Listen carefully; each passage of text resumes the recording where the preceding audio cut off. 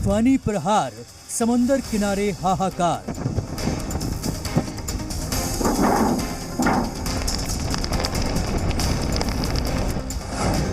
रात भर कहर, सुबह में दिखा असर।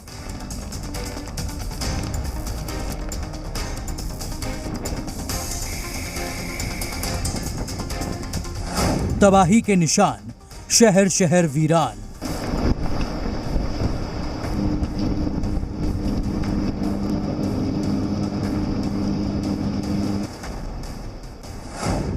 बिपरजॉय का तांडव।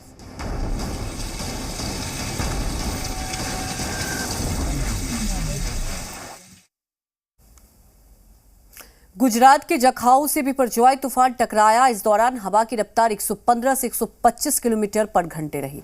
तूफान के बाद सौराष्ट्र और कच्छ में भारी बारिश हुई। कई जगह पेड़ गिर गए। पशुओं को भी नुकसान हुआ है।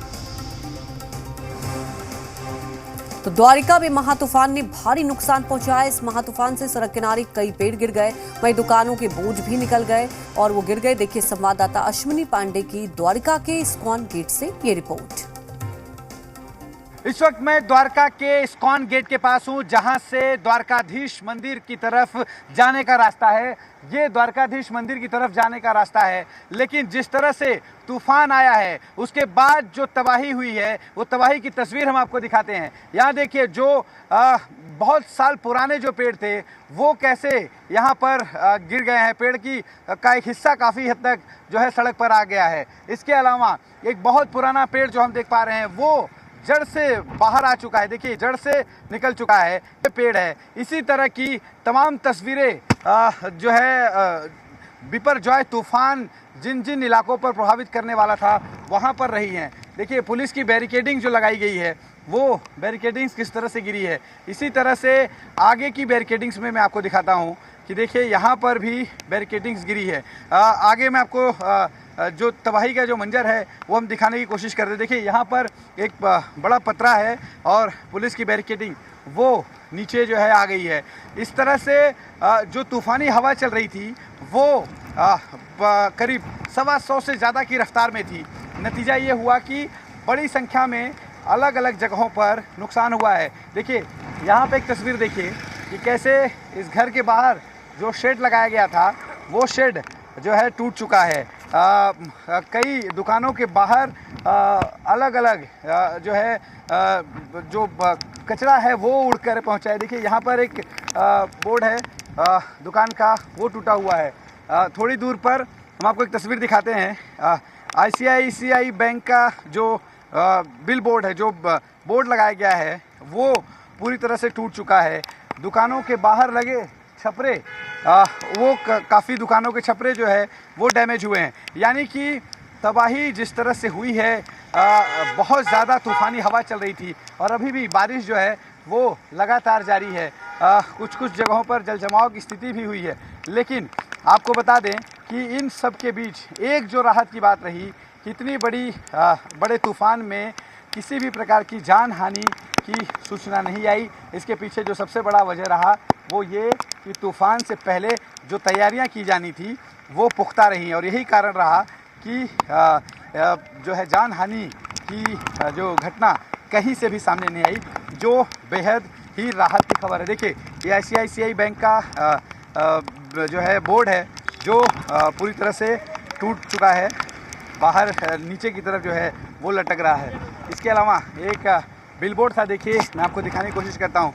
एक बिलबोर्ड अंदर की तरफ उड़कर गया है और अभी भी तेज़ हवा और बारिश लगातार जारी है। लेकिन जो स्थिति कल देर शाम तक हुई थी वो अब काफ़ी हद तक कंट्रोल हुई है। सिर्फ हवा जो चल रही है वो तूफ़ानी नहीं है, बारिश जो है वो तूफ़ानी हवाओं की वजह से नहीं है। ये बारिश साइक्लोन के आफ्टर इफ़ेक्ट की वजह से है। जो हवा अभी भी चल रही है वो साइक्लोन के आफ्टर इफ़ेक्ट से है। यानी कि जो तूफ़ान कल था वो आज काफ़ी हद तक कंट्रोल हो चुका है। लेकिन तूफ़ान की वजह से जो नुकसान हुआ है वो तस्वीरें देखकर आप समझ सकते हैं कि किस तरह से तूफ़ानी हवा कलाई होगी और किस तरह से पुराने जो पेड़ हैं जड़ से उखड़ गए। कैमरा पर्सन सन्नी पासवान के साथ अश्विन पांडे, जी मीडिया, द्वारका। गुजरात के कई इलाकों में बिपरजॉय तूफान का तांडव देखने को मिल रहा है। जामनगर में तूफान के बाद क्या ताजा हालात है, जानने के लिए देखिए संवाददाता जितेंद्र शर्मा की एक्सक्लूसिव रिपोर्ट। एक भारी पेड़ है, जो पेड़ था, ये सीधा इस ऑटो के ऊपर गिरा, जिसके अंदर एक ऑटो वाला बैठा हुआ था, जो कि बुजुर्ग ड्राइवर था। वो इसकी चपेट में आया। हालांकि घायल हुआ है, उसकी जान अभी ठीक है और वो पास के अस्पताल में उसको ले जाया गया है। लेकिन इस तरह के जो इफेक्ट्स हैं वो लगातार देखने को मिल रहे हैं। ये जामनगर का मैं हाल आपको दिखा रहा हूं, लेकिन पूरे गुजरात में इस तरह की तस्वीरें अलग अलग जगहों से देखने को मिल रही है, जिसमें तेज हवाओं की वजह से, तेज बारिश की वजह से जो पेड़ हैं वो नीचे गिर जा रहे हैं। और जो लोग हैं, जो इस तरह से ऑटो खड़े हैं या कोई अगर निकल के जा रहा है, वो इसकी चपेट में आ रहा है। तो इस तरह से कुछ लोग जो हैं इस तरह के हादसों का शिकार हुए हैं। लेकिन अच्छी बात इसमें अभी तक ये रही है कि किसी की जान नहीं गई है। घायल जरूर हुए कुछ लोग जो इसकी चपेट में आए हैं, लेकिन अभी तक किसी की जान जाने की खबर अभी तक नहीं आई है। और यही बात जो है प्रशासन की तरफ से, सरकार की तरफ से बार बार कही जा रही थी कि जो चक्रवात का जो असर रहेगा, जिसकी वजह से तेज हवाएं चलेंगी, तेज बारिश होगी और पेड़ उखड़ करके गिर सकते हैं, खंभे उखड़ करके गिर सकते हैं, कच्चे मकान है वो गिर सकते हैं, या तेज हवाओं की वजह से अगर दूर से कोई चीज़ आती है, छत के ऊपर कुछ चीज़ रखी है, तो वो उड़ करके किसी को लग सकती है और उसकी चपेट में कोई भी व्यक्ति जानवर आ सकता है। और इसीलिए बार बार कहा जा रहा है कि लोग जो हैं अगले 24 घंटों तक अपने घरों के अंदर रहें, सुरक्षित रहें, ताकि जो तूफान का जो असर है वो निकल जाए, उसके बाद ही निकले। आप ये जो इस समय देख रहे हैं, इस समय बड़ी तेज़ बारिश हो रही है, लगातार रुक रुक के बारिश हो रही है, तेज़ बारिश हो रही है, बीच में अचानक तेज़ होती है, बीच में रुक जाती है, तेज़ हवाएं चल रही हैं। जो हवाओं की जो गति है जामनगर के अंदर, वो 50 किलोमीटर प्रति घंटे की रफ्तार से 80 किलोमीटर प्रति घंटे की रफ्तार के बीच में चल रही है और ये काफ़ी तेज़ स्पीड है। इसी वजह से जो पेड़ और खंभे हैं वो गिरने की खबरें आ रही हैं। ये जो हाल मैं आपको दिखा रहा हूँ, ये जामनगर शहर का दिखा रहा हूँ। तो आप सोच सकती हैं कि जो समुद्री इलाका है, जो सीधे तौर पर इसकी चपेट में आने वाला इलाका है चक्रवात की, वहाँ पर हालात इससे उलट होंगे।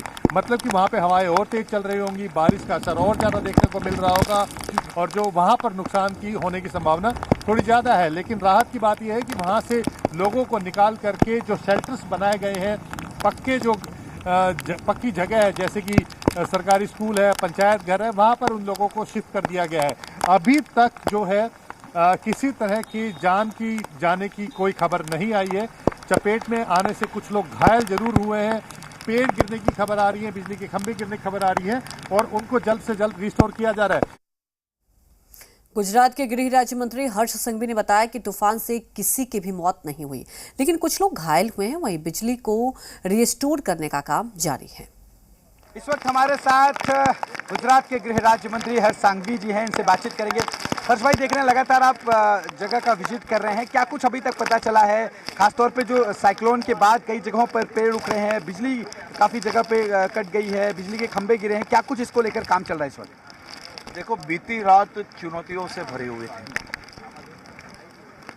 गुजरात के नागरिकों और खास करके समंदर के तट पे बसे हुए सभी नागरिकों को ये चुनौतियों का सामना करने के लिए देश भर के अनेक राज्यों के नागरिकों ने जो प्रार्थना की और जो गुजरात के जिले जो ये क्षेत्र में प्रभावित नहीं है, वो सभी जिलों से प्रशासन के साथ जो मदद मिली, वो सभी को सहयोग से गुजरात में सुबह 8 बजे तक किसी भी प्रकार के कैजुअलिटी की, किसी भी प्रकार के मृत्यु की जानकारी नहीं आई है।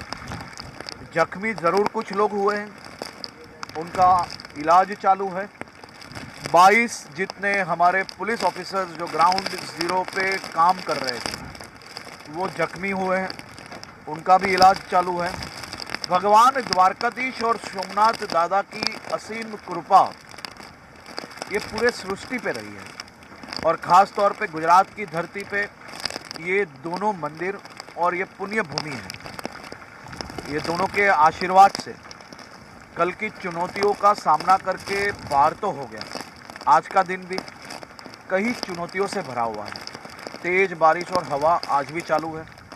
हमारा रेस्क्यू की कामगिरी कल साइक्लोन जब लैंड हुआ तभी भी चालू थी, तभी भी बिजली के खंभे, पेड़ जहाँ गिरे थे तो तेज हवा और बारिश के बीच में Gujarat police, NDRF, army, navy, coast guard, SDRF, PTF सभी टीमों ने साथ में मिलकर ग्राउंड जीरो पे ऑन द स्पॉट मोमेंट पे कामगिरी की, जिसके कारण कल द्वारका शहर, कल्याणपुर शहर, ये सभी शहरों में से रात को ही बिजली के खंभे और पेड़ हटा लिए गए। आज सुबह से रूरल एरिया के अंदर जो गांव है वहाँ पे पेड़ और बिजली के खंभे कितने गिरे हैं उसकी कामगिरी चल रही है। हमने पहले से मुख्यमंत्री जी के निर्देश से यहाँ पे बिजली विभाग की ओर से जो ये साइक्लोन प्रभावित जो क्षेत्र नहीं थे वहाँ से बिजली विभाग की पूरी टीम यहाँ पे बुलाई गई थी और बहुत बड़ी संख्या में टीम ने तैयारियां कर ली है। बारिश और तेज़ हवा कम होते ही वो रिस्टोरेशन का काम भी चालू हो जाएगा।